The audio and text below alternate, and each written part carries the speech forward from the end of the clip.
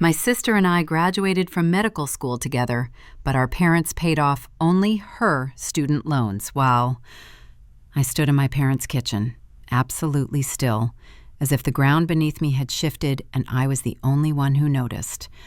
The medical diploma I had been so proud of just a week ago suddenly felt heavy in my hands, more like a burden than the symbol of accomplishment it was supposed to be. Morning sunlight streamed through the bay windows in soft golden bands, lighting up the room in a warm glow that felt painfully out of place.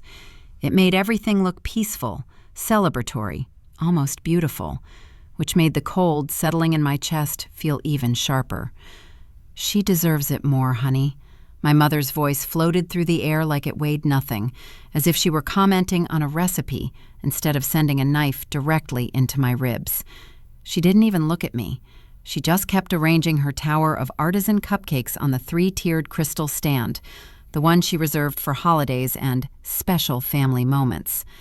Her hands moved with practiced elegance, turning each miniature dessert by a few degrees, as though that tiny adjustment mattered more than the words she'd just spoken to me. "Jessica has always been more dedicated to her studies," she added, her tone so casual it almost sounded rehearsed. "You've always had other interests." The dismissal hit me harder than any scalpel I'd held during my surgical rotations. A slap across the face would have been kinder. At least that would have acknowledged I existed. My fingers curled around the edge of the granite countertop, knuckles whitening as I forced myself to breathe steadily. "Mom, we both graduated with honors. Our GPAs were identical, literally identical, down to the decimal." My voice stayed steady only because I refused to let it crack. "I don't understand why you and Dad would pay off every cent of Jessica's loans, but leave me buried under mine." For the first time she looked up, and there it was, the expression I knew all too well. The faint downturn of her lips, the small furrow between her eyebrows. That familiar look of mild disappointment, like a dish she ordered, came out slightly overcooked. Not ruined, not inedible, just not quite what she wanted. "Audrey," she sighed, my name dripping with exhaustion. "Your sister doesn't have a wealthy mentor like Dr. Fleming taking a special interest in her future. You've always had advantages Jessica didn't." I almost laughed at the absurdity. Almost. Dr. Vivian Fleming wasn't my advantage. She was my research advisor because I earned it through 80-hour weeks in the lab, surviving on vending machine coffee, while Jessica spent her weekends skiing in Aspen with them. My privilege was working myself to the point of collapse while my twin sister received endless financial and emotional support. "So I'm being punished for creating my own opportunities?" I asked, keeping my voice even though something inside me was fracturing. "For getting where I am on my own merit?" Footsteps echoed on the hardwood floor. My father. He walked in with the same authoritative stride he used in boardrooms, immediately positioning himself beside my mother, shoulder against shoulder. A united front. A wall I'd spent my whole life trying and failing to break through. "No one's punishing you, Audrey," he said in that calm, logical tone he used in negotiations. "We're just being practical. Your sister needs more help than you do. You've always been more resourceful." Resourceful. That word again. It was their favorite justification, their go-to explanation for every inequity. Resourceful, the word they used to excuse never attending a single one of my undergraduate research presentations while flying across the country for Jessica's volleyball tournaments. Resourceful, their reasoning for why Jessica received a brand new Honda Civic for her 20th birthday, while I got a $50 gas station gift card. Tomorrow was Jessica's debt-free celebration party. My parents' brainchild, naturally. They'd invited extended family, her friends, even several of our former professors. The embossed invitations, which probably cost more than my monthly food budget during medical school, read, "Celebrating Jessica's achievement," as if graduating medical school debt-free had been her accomplishment, rather than a direct result of our parents' checkbook. The weight of it all pressed down on my shoulders. I could feel the familiar tightness building in my chest, the one that always appeared when I was around my family. the sensation of being invisible while standing directly in front of people who were supposed to see me. "I need to head out," I said finally, reaching for my bag. "Early shift at the hospital tomorrow." "Will you still make it to Jessica's party?" Mom asked. And for a moment, concern actually entered her voice. But I knew better. The concern wasn't for me, wasn't about whether I was okay or hurting. It was about how my absence might affect the optics of my sister's special day. "I'll be there," I promised, though the thought made my stomach twist into knots. As I walked to my car, a 10-year-old Toyota I'd bought with saved-up work-study money, my phone buzzed in my pocket. I pulled it out to see a message from Dr. Fleming lighting up the screen. "Need to speak with you urgently about the Patterson Fellowship. Big news." I stared at those words, my thumb hovering over the screen. A cold realization settled over me like morning frost on glass. My parents' favoritism wasn't just unfair anymore. It was about to become publicly, devastatingly humiliating. And there was absolutely nothing I could do to stop what was coming. My twin sister Jessica and I had been on divergent paths since the moment we entered the world. I arrived first at 6:47 p.m. on a September evening. She followed 6 minutes later. According to family legend, the story my grandmother loved to tell at every holiday gathering, I was quiet and observant, taking in my surroundings with wide, curious eyes. Jessica announced her arrival with strong, healthy cries that echoed through the maternity ward. Maybe that set the pattern for everything that followed. Throughout our childhood in the suburbs of Cleveland, Jessica was the outgoing twin. She made friends effortlessly, her laugh filling rooms and drawing people to her like moths to a flame. She excelled at sports, soccer in the fall, volleyball in the spring, dance year-round. I was quieter, more introspective, spending hours curled up in corners of our local library, devouring books about everything from astronomy to marine biology to ancient civilizations. Our parents attended every single one of Jessica's soccer games, sitting in folding chairs on the sidelines, cheering until their voices went hoarse. My science fair victories, including a regional championship in 10th grade, warranted a distracted, "Good job, Audrey," and a pat on the head before they rushed off to Jessica's next event. By high school, the pattern was carved into stone. When we both announced our intentions to pursue medicine during our junior year, our parents seemed thrilled for Jessica. For me, there were concerned conversations about the workload, about whether I could handle the pressure, about whether I'd really thought this through. "Medical school isn't just about being smart, Audrey," my father had warned, his brow furrowed with what he probably thought was parental wisdom. "It's about determination and grit. Jessica has always pushed herself harder." The irony was so painful, it took my breath away. Throughout our undergraduate years at Ohio State, I maintained a perfect 4.0 GPA while working part-time at the campus bookstore to cover my expenses. Jessica struggled with organic chemistry and physics, failing her first attempt at both and requiring expensive private tutors that our parents provided without hesitation. When she needed to retake the MCAT after scoring in the 65th percentile, they paid $3,000 for an exclusive prep course. When I scored in the 98th percentile on my first attempt, they simply nodded and said, "That's nice, dear," before turning the conversation back to Jessica's upcoming sorority formal. Despite everything, despite the constant overlooking, the casual dismissals, the financial disparities, I never resented Jessica. She was my sister, my twin, the person who knew me better than anyone in the world. I loved her. She didn't create our parents' favoritism. She was just the beneficiary of it. Sometimes I even thought I saw discomfort flash across her face when our parents gushed about her while ignoring me, though she never said anything directly. We both got accepted to the same medical school in Michigan, and for 4 years we studied together. We supported each other through grueling rotations that left us both sleep-deprived and emotionally drained. We celebrated each other's successes, her exceptional patient rapport, my research publications, her match with a top psychiatry program, my surgical skills. I thought maybe, finally, our parents would see us as equally accomplished.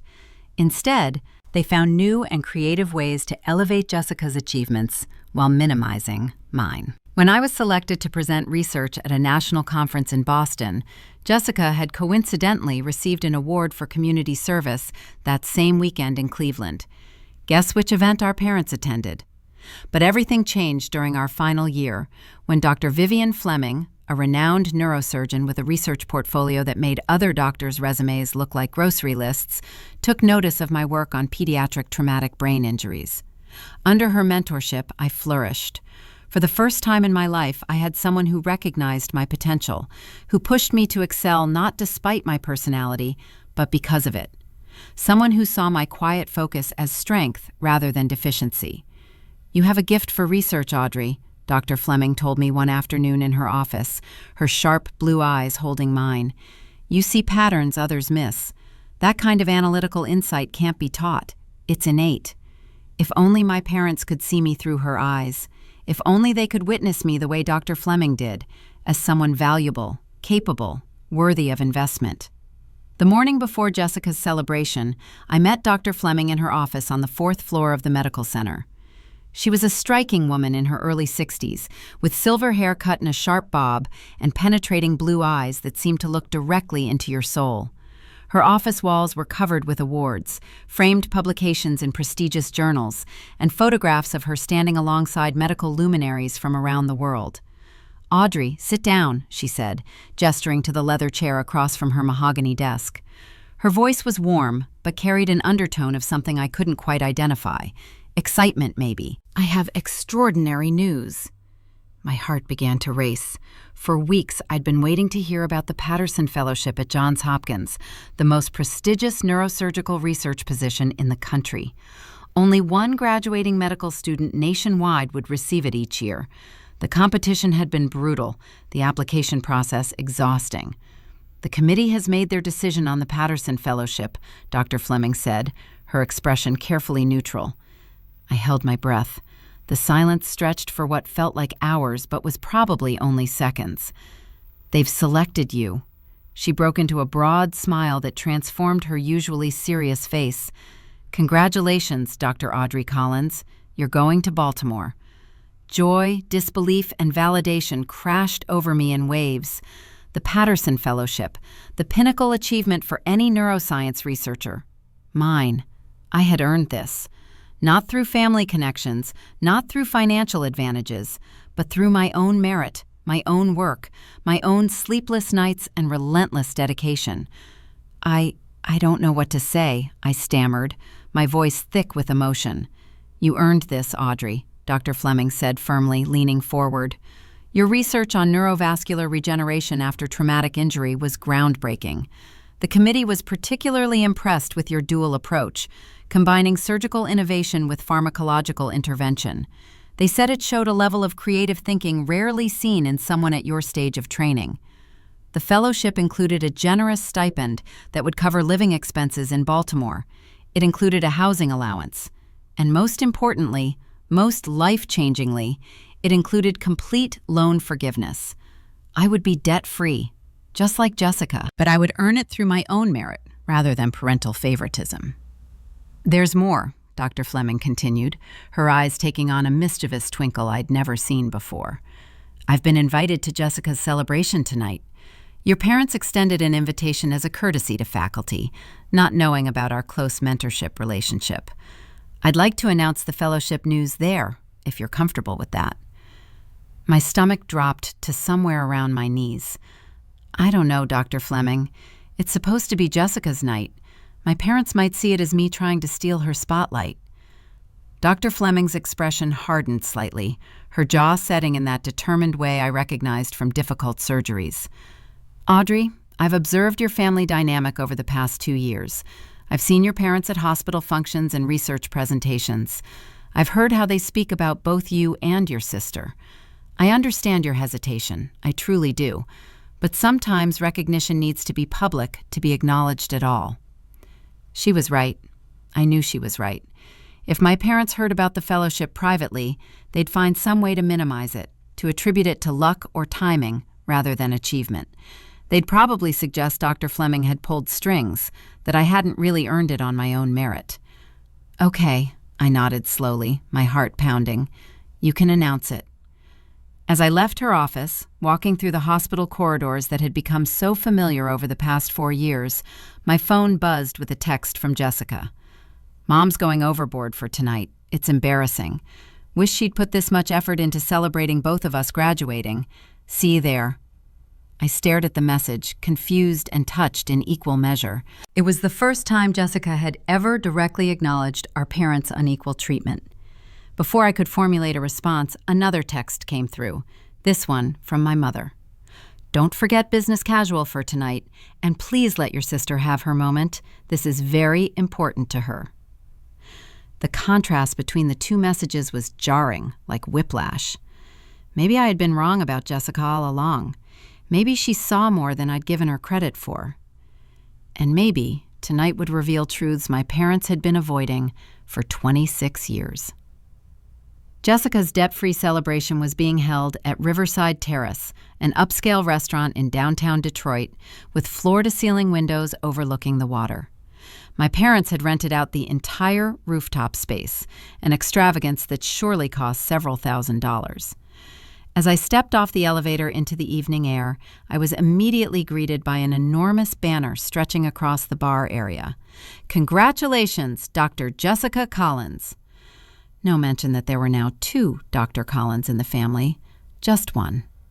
I smoothed down my navy blue dress and took a deep breath, trying to calm the anxiety building in my chest.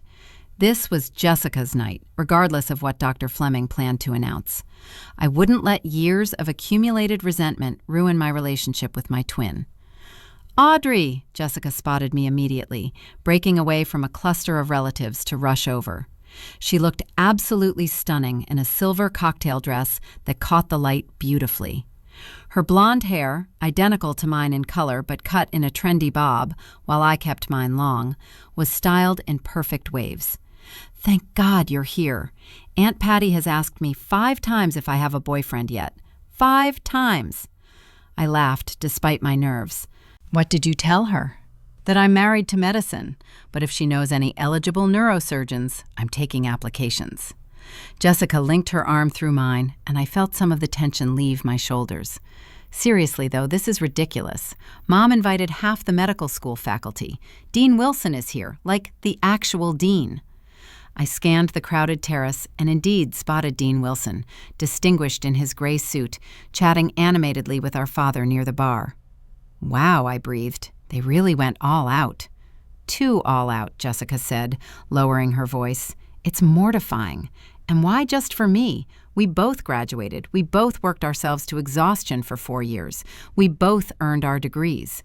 The knot in my stomach loosened slightly. Maybe Jessica was more aware of the dynamics than I'd realized. Maybe she wasn't comfortable with this either. "Audrey! Jessica!" Our mother appeared as if summoned, champagne flute in hand, her smile bright and artificial. "Jessica, the Hendersons just arrived. You remember Thomas Henderson, chief of surgery at Cleveland Memorial? You should come say hello." She took Jessica's arm, effectively separating us with practiced ease. Then she glanced back at me, almost as an afterthought. "Audrey, could you check if the caterers have put out the gluten-free options? Your cousin Beth is being difficult about her dietary restrictions again." And just like that, I was relegated to catering management while Jessica was paraded before hospital administrators and potential future employers. Some things, it seemed, never changed. I was directing waitstaff to the correct table when Dr. Fleming arrived. She looked commanding in a crimson pantsuit, her silver hair gleaming under the string lights someone had strung across the terrace. She commanded attention without even trying. "Audrey," she said warmly, embracing me, "are you ready for our announcement?"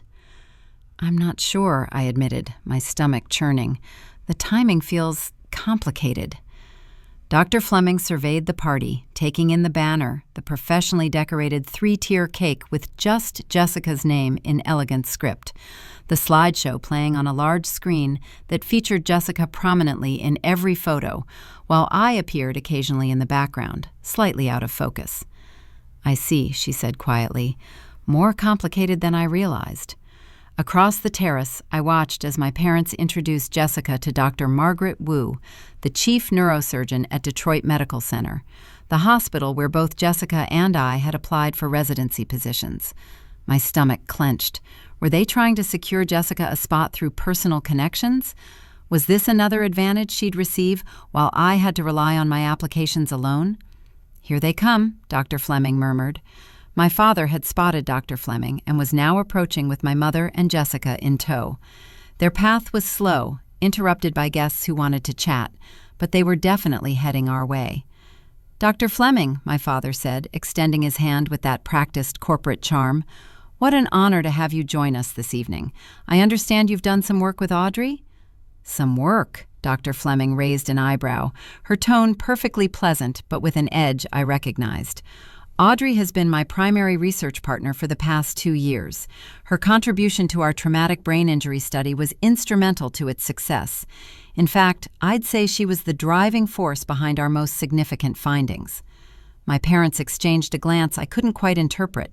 Surprise? Discomfort? Confusion? "How nice," my mother said vaguely, already pivoting back to Jessica. Jessica has also been very involved in neurosurgical research. In fact, Dr. Wu was just saying how impressed she is with Jessica's application to her program. I felt a flush of anger rising in my cheeks, hot and uncomfortable. Jessica hadn't done neurosurgical research. Her focus was neuropsychiatry, an entirely different field. My parents were blatantly misrepresenting her experience, potentially at the expense of my own opportunities. Dr. Fleming's expression remained pleasant, but I could see a steely glint enter her eyes. "Is that so? How fascinating. I was under the impression that Jessica's focus was on psychiatric applications rather than surgical interventions. Those are quite different specialties." An awkward silence fell over our small group.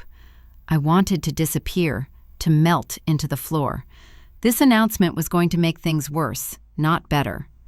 The dinner portion of the evening got underway with my parents seated at the head table alongside Jessica, our grandparents, and Dr. Wu. I was placed at a secondary table with cousins and family friends, close enough to hear the conversation at the main table, but not close enough to participate.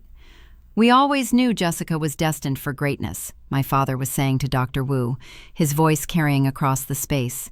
"Even when the girls were little, Jessica showed such determination, such drive. She's always been our ambitious one." Each word landed like a tiny dagger. I pushed my salmon around my plate, appetite completely gone.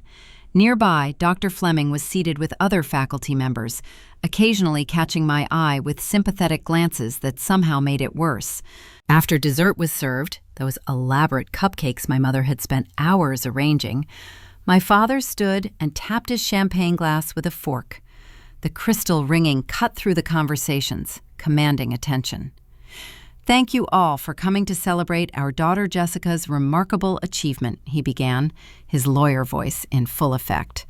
"As many of you know, medical school is a grueling journey. 4 years of intense study, clinical rotations, sleepless nights. To emerge not only with a degree, but debt-free, is truly something special." The crowd applauded politely. Jessica looked increasingly uncomfortable, shifting in her seat. "We're blessed to have been able to support Jessica throughout her education," my mother added, standing to join my father. Her smile was radiant, proud. "We always believed in investing in her future because we knew she would make us proud." I stared at my plate, hot tears threatening to spill over. The wording was so precise it couldn't be accidental. They had invested in Jessica, not in both their daughters, just Jessica. The message couldn't be clearer if they'd skywritten it. "Actually," Jessica said suddenly, her voice cutting through the applause. She stood up, her face flushed. "I'd like to say something." She looked directly at me, and her expression was apologetic, pained even. "This celebration feels incomplete," she continued, her voice steady despite the tremor I could detect underneath. "Audrey and I both graduated, with identical GPAs. We both worked incredibly hard for 4 years, and frankly, Audrey worked harder than I did because she did it all without the support system I had." A hush fell over the crowd. My parents looked stunned, frozen in place. "Jessica," my mother whispered urgently, "this isn't the time. It's exactly the time, Jessica insisted, her voice stronger now. I can't accept recognition that excludes my sister. It's not right. It never has been right. My throat tightened with emotion. After all these years, Jessica was publicly acknowledging the imbalance. It was both vindicating and heartbreaking. My father recovered quickly, his voice taking on that overly jovial tone he used to smooth over awkward situations. Of course we're proud of both our girls. Audrey has done very well too, but tonight is specifically about celebrating Jessica being debt-free, which is a special achievement. An achievement you facilitated, Jessica countered, her jaw set. Not one I earned myself. There's a difference. The tension in the room was thick enough to cut. This was quickly becoming exactly the scene my parents had always feared, their perfect family image cracking open in public, revealing the fault lines beneath. Dr. Fleming chose that precise moment to stand. Her movement was deliberate, commanding. "If I might add something to this conversation," she said, her authoritative voice cutting through the murmurs rippling through the crowd, "this seems like an opportune time to share some news about Audrey that many of you may not be aware of." My parents exchanged worried glances. My father's smile looked frozen on his face. Audrey's research on neurovascular regeneration has earned her the Patterson Fellowship at Johns Hopkins, Dr. Fleming announced clearly. For those unfamiliar with this honor, it is the single most prestigious research position offered to a graduating medical student in the entire country. Out of thousands of applicants nationwide, only one student is selected each year. Gasps and murmurs spread through the room like wildfire. Dr. Wu was looking at me with completely new interest, her eyebrows raised. My cousins were whispering excitedly to each other. "In fact," Dr. Fleming continued, "the selection committee specifically cited Audrey's innovative dual approach methodology, which she developed largely independently while balancing a full clinical rotation schedule. The fellowship comes with full loan forgiveness and a substantial research stipend." The room erupted in applause.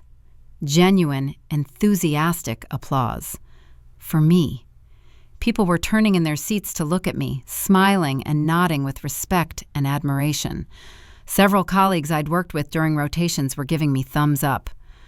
My parents remained frozen at their table, their expressions a complicated mixture of shock, confusion, and dawning horror, as they realized their carefully constructed narrative about their daughters was publicly unraveling in real time. Jessica was beaming at me from across the room, not a trace of jealousy in her expression, just pure pride. Dr. Fleming wasn't finished. "Additionally," she said, "I'm pleased to announce that I've personally arranged for the remainder of Audrey's medical school loans to be covered through our department's Merit Scholarship Fund. This decision was unanimously approved by the board in recognition of her extraordinary contributions to our research program." I was debt-free, just like Jessica, but I had earned it. After Dr. Fleming's announcement, the entire dynamic of the celebration shifted.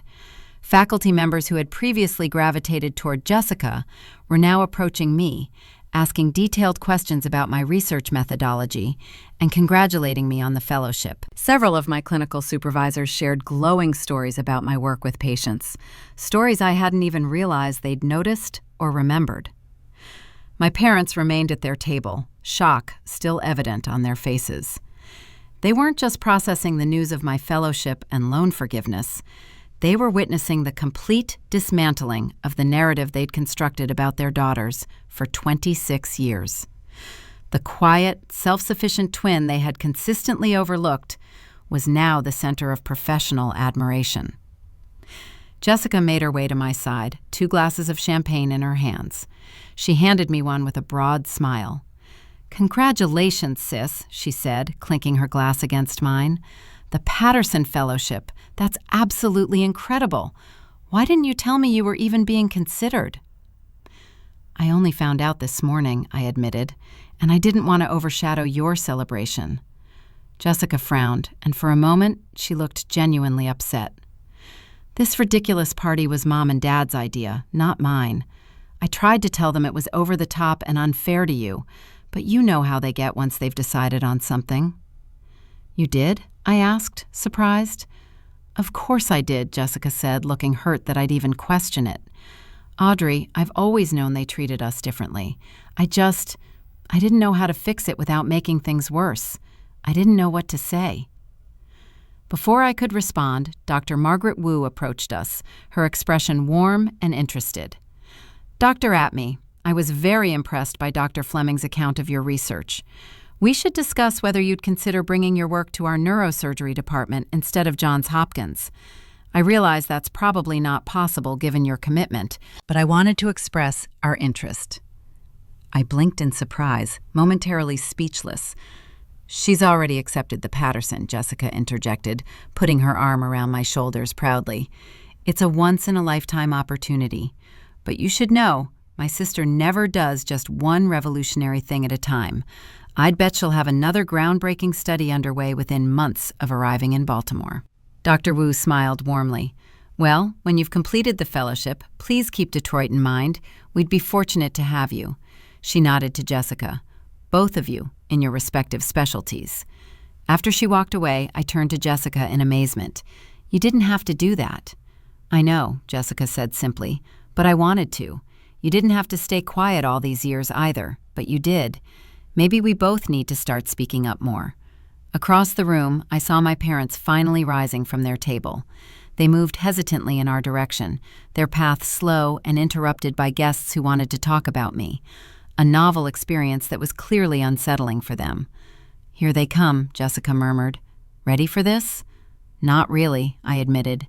Dr. Fleming certainly had some impressive things to say about you, my father said when they finally reached us. His tone was carefully calibrated to sound proud, while masking his obvious confusion. The Patterson Fellowship, that's quite an honor. Why didn't you tell us you were even being considered for something so prestigious?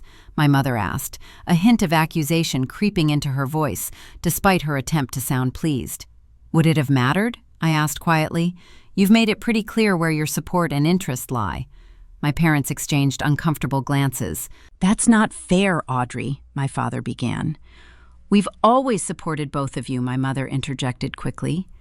Differently. We supported you both differently because you had different needs. Jessica needed more help. Jessica shook her head firmly.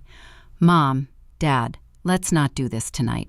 But we are going to have a real conversation about this soon. All of us. She gave me a meaningful look. No more pretending everything's fine when it's not. Dr. Fleming appeared at my elbow, saving me from having to respond. Audrey, the dean would like a word, she said smoothly. Something about featuring your fellowship in the alumni magazine. She smiled at my parents, her expression pleasant, but her eyes steely.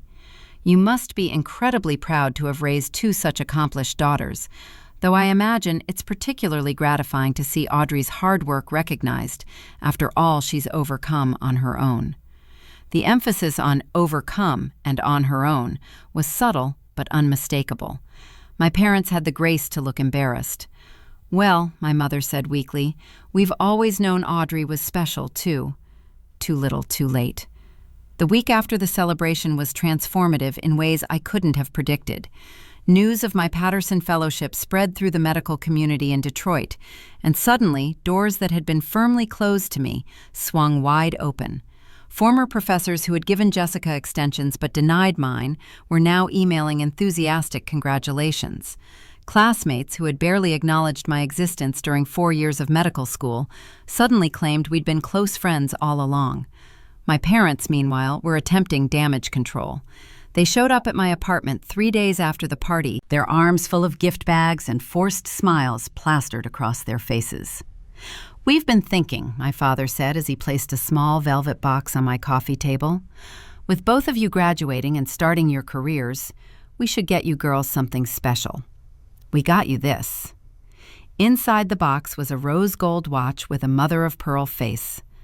Identical, I realized with a sinking feeling, to the one they'd given Jessica for her birthday 6 months earlier. It's lovely, I said without reaching for it, though a bit late, don't you think? My mother flinched visibly. Audrey, we know you must feel overlooked sometimes, but everything we did was because we knew you could handle challenges on your own. Jessica needed more support. That's a convenient narrative, I replied, keeping my voice steady and calm. But it doesn't explain why you attended every single one of her presentations, but skipped mine. Why you paid $3,000 for her MCAT prep course, but told me to use free online resources. Why you covered her entire living expenses during medical school, but suggested I take out additional loans for mine when I asked for help with rent. We only have so much money, Audrey, my father protested, his voice defensive. We had to make choices about how to allocate our resources. Yes, you did, I agreed. And consistently, every single time, you chose Jessica. That's the pattern. That's what I'm trying to get you to see. My mother's eyes filled with tears. We love you both equally, she insisted, her voice breaking. Maybe you do, I conceded, though I wasn't entirely sure I believed it. But you haven't treated us equally. Not even close. And expensive watches and belated recognition won't change 26 years of choosing one daughter over the other. My phone rang at that exact moment. Dr. Fleming calling to discuss my upcoming move to Baltimore. I answered it gratefully, turning away from my parents' stunned faces. Yes, I'm available to discuss the housing options, I said into the phone. In fact, your timing is perfect. 3 weeks later, I stood in my empty apartment, the last boxes packed and labeled, ready for the moving company arriving the next morning. Jessica sat on the windowsill, her legs tucked under her, watching me tape up a final container of medical textbooks I'd decided to keep. I still can't believe you're leaving next week, she said, her voice tinged with sadness. Detroit won't be the same without you. You'll be too busy with your residency to notice I'm gone, I teased, though there was truth in it. We'd been inseparable through medical school, but our paths were finally diverging. Mine to Johns Hopkins, hers staying at Detroit Medical. I keep thinking about what Mom and Dad did, Jessica said suddenly, her tone serious. Or didn't do, I guess. All these years, I thought I was the lucky one because they paid more attention to me, invested more in me financially. But they were really holding me back, weren't they? Making me dependent on their approval, on their validation. I sat beside her on the windowsill, our shoulders touching. You didn't do anything wrong, Jess. None of this is your fault. I didn't do enough right either, she countered, her eyes troubled. I should have spoken up sooner. I should have called them out years ago. She sighed deeply. They're devastated, you know. Mom keeps crying about how you must hate them. Dad's telling everyone who'll listen about his brilliant daughter at Johns Hopkins, like he personally funded your research and made it all possible. Let them, I said, surprising myself with how little their reactions bothered me now. Their approval doesn't define me anymore. I spent 26 years trying to earn something they were never going to freely give. I'm done with that. And it was true. The constant ache of seeking validation from parents who would never truly see me had finally subsided. Dr. Fleming's mentorship had shown me what genuine support looked like, challenging me when I needed pushing, defending me when I needed protection, and always, always seeing my potential without qualification or comparison. So what happens now? Jessica asked quietly. With us, I mean. I took her hand, squeezing it tight. We find our own way forward, without the competition they created between us, without the constant comparison. We support each other because we choose to, not because we're trying to prove something to them. I'd like that, Jessica smiled, squeezing back. Dr. Audrey Collins, Patterson Fellow. I'm so proud of you, sis. I always have been. For the first time in years, I felt completely at peace.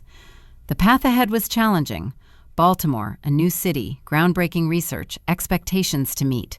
But it was clear, and it was entirely mine to navigate on my own terms, built on my own merit, defined by my own achievements.